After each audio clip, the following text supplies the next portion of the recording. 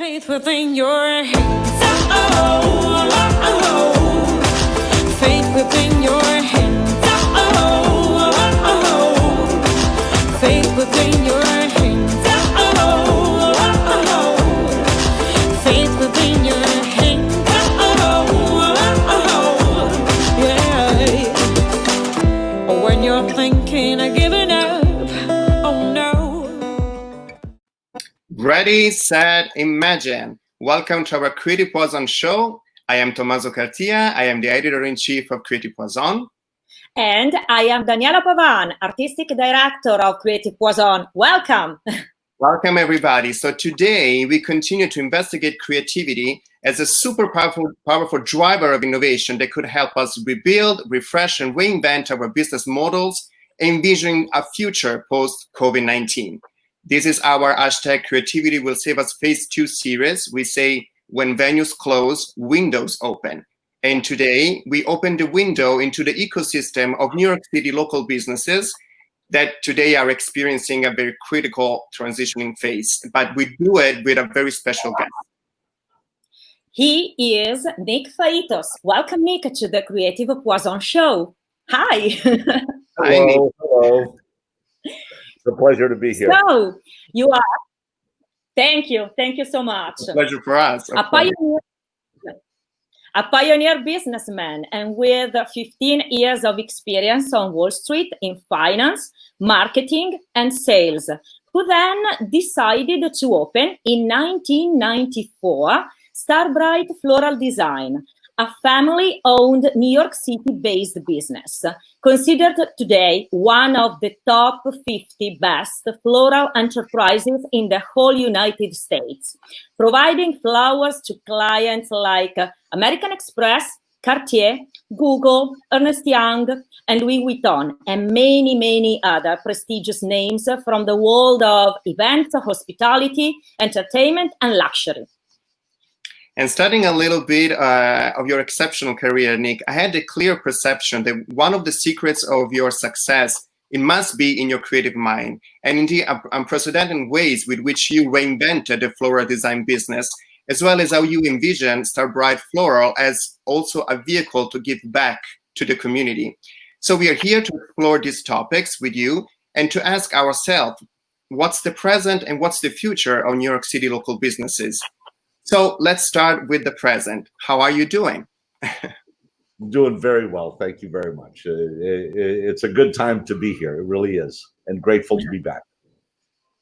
And we are really grateful that you are here with us today, because there are a lot of stories that you have and that you can share with us and with our audience.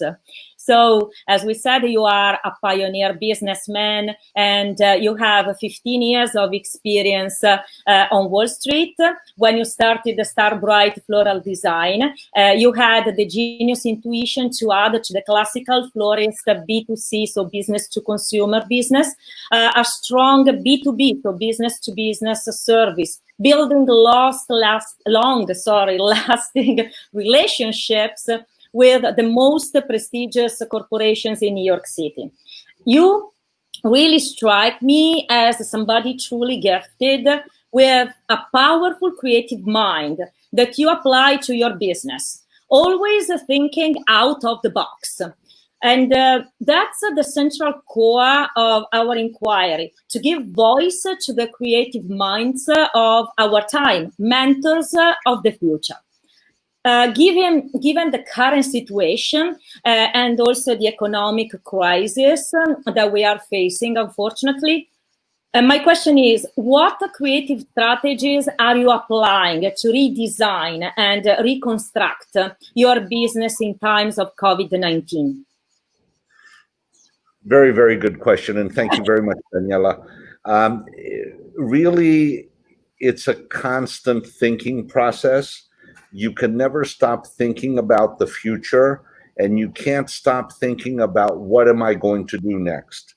The challenge is that situations come up. In this case, it was COVID. Yesterday, it was 9/11. Before that, it was the dot-com bubble.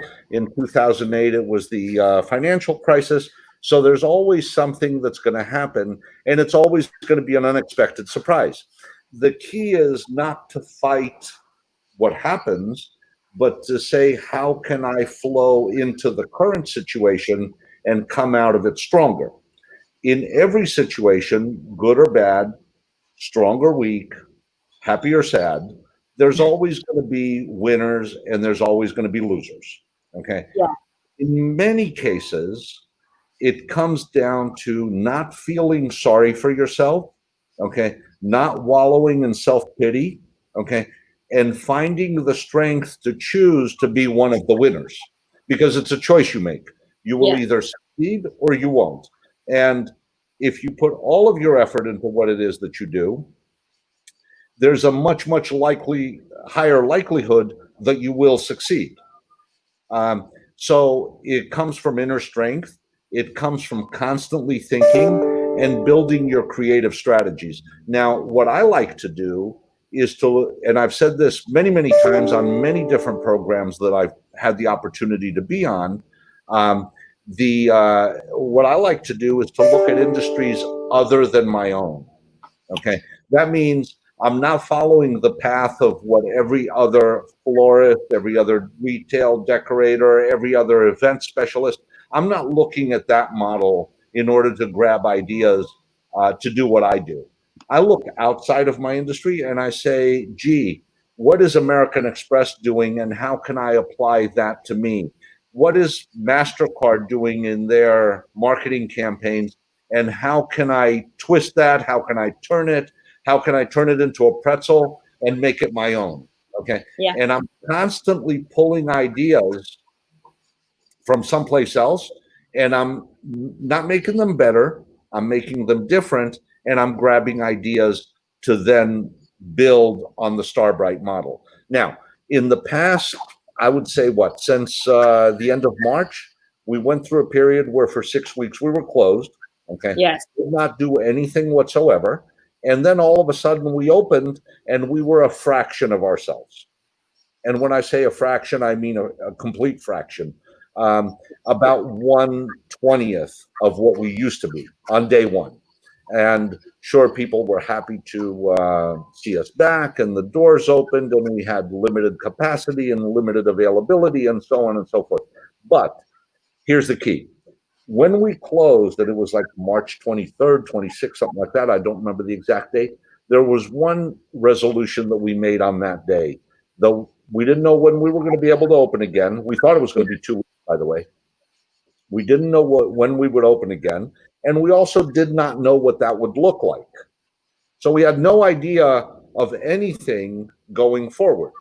But in the face of that, the resolution that we made is we're not going to let this time go to waste. We're going to use it as an opportunity to rethink our models. Mm-hmm. We're going to use it as an opportunity to say, what have we done wrong, or what can we correct in our systems of what we've done for the last 25 years, and how can we build on that and make it better and bigger?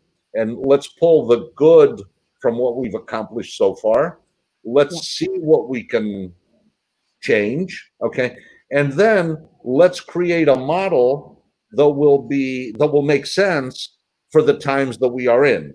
Okay, what do I mean by that? I mean, businesses are closed. They're still closed. People are not going to their offices. The hotels in Manhattan are not doing very much business, if any at all. So what we had to do was reinvent ourselves so that we didn't rely on those pipelines, okay, in order to develop our own strategies, our own business, and our own models. And we built on what we had. What were the assets? We counted what our sources of revenue, if you will, could potentially be. And we funneled our energies in that direction, and we moved forward. Right. And that's how we started. And don't waste your time. We used all of the downtime to our advantage, and then we opened and adjusted based on what the needs were. And of course, even today, obviously we're not the way we were in February, no question about that, but we're feeling the upward trend. We're making adjustments as we're going along. We're making what we feel are right moves. And at the end of the day, we expect to be successful, to to save the company and most of all save the jobs that we plan on bringing back in due time. Beautiful. Hearing Thank you speaking, like I think that's another one of the secrets of your long-lasting success, because like there's an approach that, yes, is very business-wise and very business constructed, but also you bring an element of humanity and togetherness and a sense of community in your work. I read that you once stated that no man is an island, none goes his way alone. What you put into the lives of others comes back into your own. And it's a beautiful statement. Also, I know that you believe in the economic and emotional benefits of small acts of kindness. And all of this you pour into your business. And of course, like, it's refreshing to hear that from a businessman who experienced Wall Street for 15 years.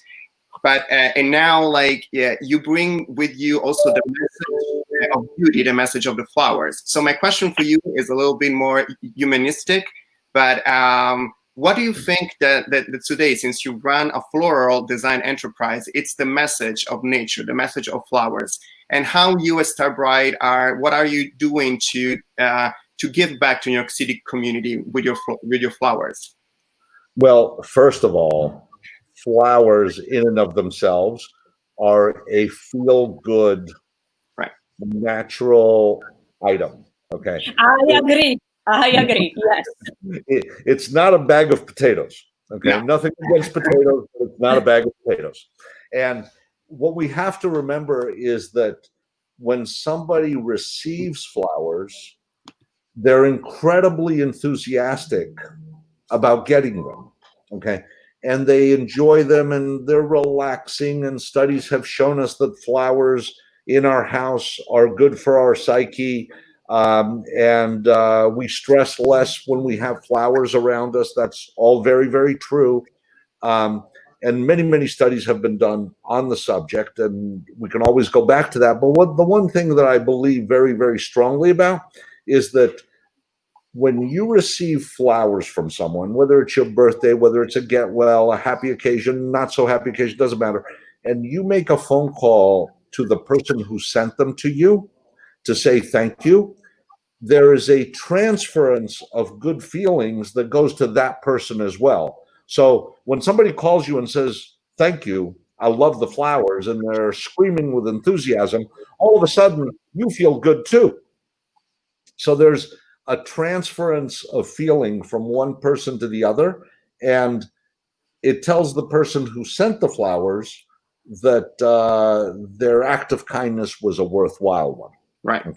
Now, where we translate that as a business and what we look at from our perspective is that, sure, in many cases, we could spend money in advertising and buying full-page ads in the Wall Street Journal and other publications, and whether it was online or in print or any other medium, okay, and use that as a marketing mechanism and just throw the money out there in the wind and see what comes back.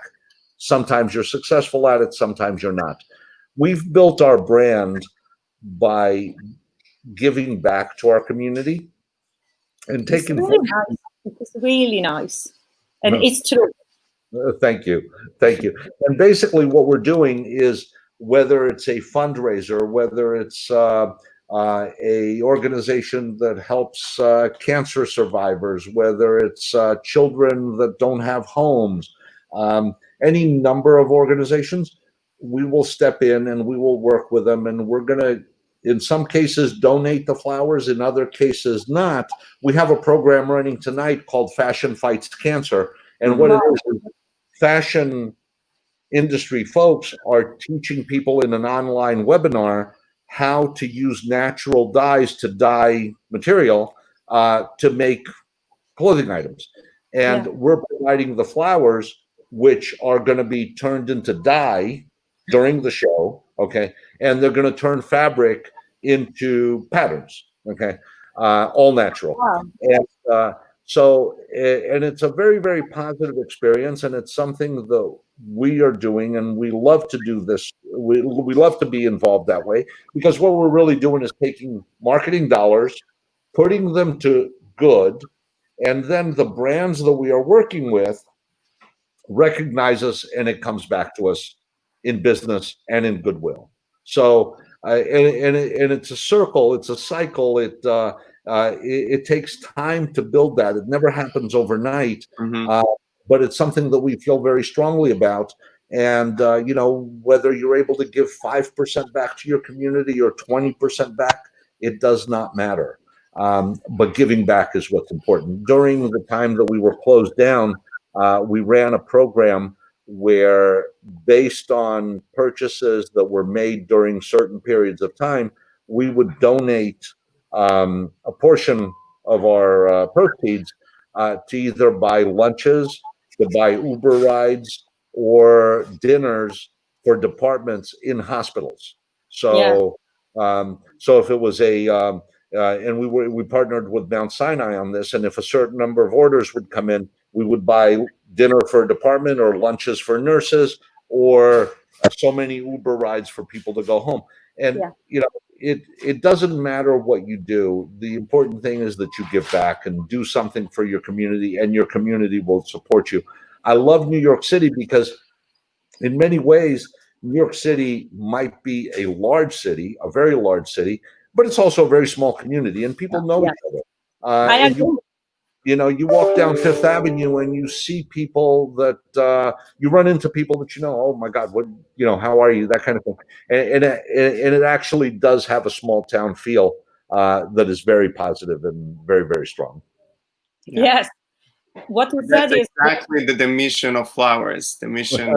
Yes. I agree. It's really inspiring. I loved everything you said a lot, and it's also true that New York City, let's say for someone who doesn't live in the city or doesn't know it, looks like a huge city, but then the community is really small, and it's lovely that somehow you know people, you keep meeting those people, and you help each other, because this is also the spirit of New York City, and you inspired us a lot. I can say also for Tommaso, right, Tommaso, because it's like this story and the support of the local community during this crazy time of the COVID-19 is really important, and not everybody does it, and I think it's really inspiring, and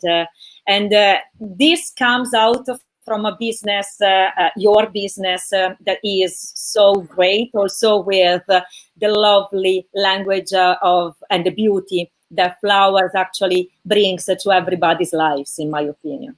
Well, so thank you. Going back to the interview, you stated that it is always important to offer job security through the ups and downs, and that regardless of the state of the economy, as you said also earlier, you can set the goal of offering job stability to your employees. So how you mentioned this earlier, I would like to go a little bit in greater detail into that, how difficult it is to keep these promises in the shattered economy of the global pandemic, and what kind of actions are you putting into practice to try to restore it? Well, that's a very good question, and one that I'm very emotionally tied to tell you the truth. Yeah. We had a history of 25 years through all of the phases and all of the ups and all of the downs. And one thing that I was always incredibly proud of is that for 25 years, we never had a year of negative growth. And in those 25 years, we never laid off anybody, and we never lost a position in terms of a job. Okay. There are people that are part of the Starbright team, whether they're here today or not, that have been with Starbright for as many as 20 years out of our 25-year history. So the reality is that this is more of a family, and there is a family environment inside of the store. And one of the things that I've always been very, very proud of is that the people who work with us would be able to pay their rent and had a reliable, steady stream of work. January is a pretty slow month in the flower business, and so is August, and frankly, even July. Well, guess what? We never really cut hours. Okay. So you knew that your 40-hour-a-week schedule that you had in October or November was also Yes. your 40-hour-a-week schedule that you had in January or in August. And we provided a living wage. Okay. Sometimes it's tough in a city as expensive as New York, but I think it's very important everybody who is a part of the team who participates in the Starbright success has a reliable living wage to go home with. Now, Yeah. in terms of the future, there are many people on our team that are not here right now, and that's very sad. And I think about every single person every single day. And sometimes I look at empty chairs or empty design tables and I say, so and so is supposed to be in that chair, or so and so is supposed to be driving that van, and so on and so forth. And right now, we're in a phase of rebuild. Okay. We're, as I said before, a fraction of ourselves, but we are rebuilding towards a future that will be profitable, that will be sustainable, and will be a future into which members of the team can be invited back. And and everything that we're doing right now, which is basically from the day we opened, which you could say was Mother's Day, May 10th, until Labor Day, that's our target date.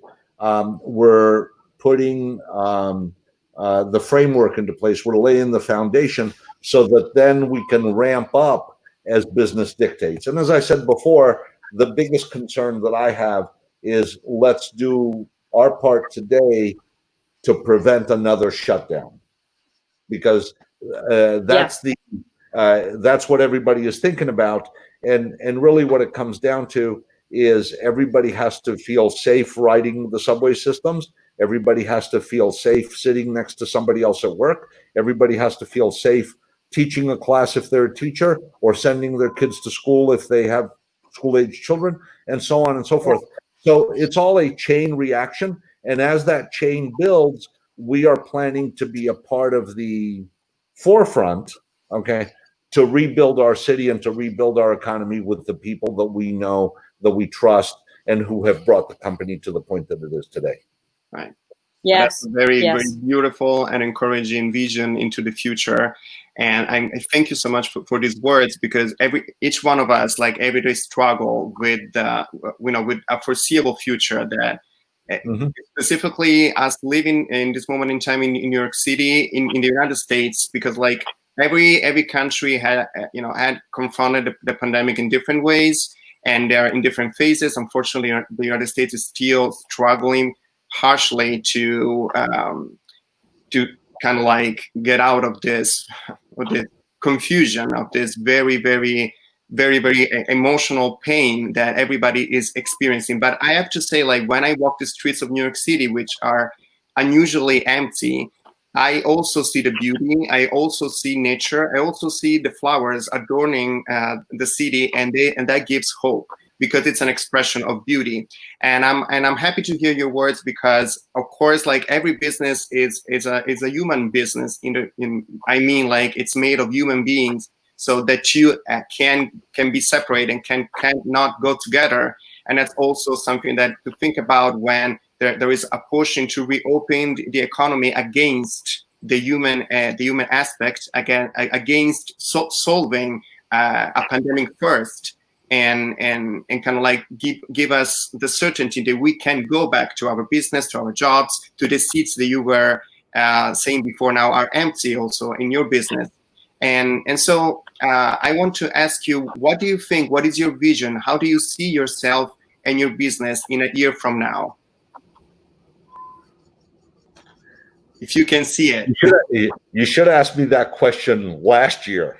I would have given you an answer that's entirely different than the way I see the business today. But look, I'm an optimist. I have to be. Everybody around me is optimistic. Everybody around me is a positive thinker. And we never think in terms of what we cannot do. We think in terms of what's possible. And we look at what our situation is and we say, okay, how can we build on this? Okay. We have a choice to make. We can either go backwards or we can go forwards. We can either be a part of the success of our city and of the organization, or we can step back and let the wind blow and throw us around like a broken branch. And that's not who we are. So no matter what the state of the city is going to be in a year from now, as long as we have our health, I can tell you that we're going to be at the forefront of both our industry and of who Starbright is in the field in which we play ball. I'd like to pull the curtain back a little bit on Starbright and share some thoughts on what I see that we can do for our industry. And frankly, I'm at a point in after 25 years of doing this, where I have some methods, some successes, some ways of doing things that are successful, that have been successful, and I would like to share those with my industry. Okay. Yeah. So part of what I'm doing in the next 12 to 18 months is putting together programs where we can mentor younger businesses, okay, on how to pull in their success. Okay. We have flower shops in the city that maybe aren't as well branded, let's say, as we are. Okay. And right now we're developing a program where they can actually come and work out of our own store with their own clients, with their own delivery mechanisms, with their own systems, but where we share ideas and knowledge and we build together rather than fighting against each other. Every industry has competitiveness, and every industry has a, let's say, for lack of a better word, a cutthroat mentality. What I'm trying to do right now is to say, look, instead of me taking a bigger slice of the pizza or the pie, okay, I want to make the pie bigger. That's a beautiful metaphor. And if the pie is bigger, that's for everybody. If I keep the proportionally same slice, I'll have more pizza. That's a very effective tip. And that's really what it's all about. And if we support and if we help each other, and if we work together, we will all be in a better place. Okay. Yeah. And whether you're in the flower business, whether you're in government, whether you're a shoe store retailer, restaurateur, bar owner, it does not matter. Your industry does not matter. What matters is that we pull together and we're all successful. Just like at every other time, this city has a phenomenal ability to bounce back. And in its resiliency, okay, we want to be a part of that success. Yes. I love this energy and your optimistic attitude, because it's actually what, in my personal opinion, but I guess in the whole creative Poisson family's opinion, is the attitude that we think it will help us, all of us, go through tough times and such an unprecedented scenario that we are facing. So thank you for sharing that, and I really hope that this program that you're building will inspire also other business to do similar programs in their industry and to try to find a way to collaborate rather than fighting against each other, because it's the way that we can all survive. And do you have anything else that you would love to share to our audience today? Well, it's definitely been a pleasure to be here, and I thank you all very, very much. I love the program and what you're doing, and the creativity and the resilience that you're putting into it. I think it's the right time for it, and the hashtag creativity will save us is phenomenal. Thank you so very Thank much. you so much. And I thank you guys for inviting me and for allowing me to be a part of this program. Absolutely. Thank you for your words of wisdom. And also, we hope that this is the beginning of a bigger conversation, because as you said, like people like you are natural mentors for our future generations, also for our business model. So we will love to come back and speak with you again.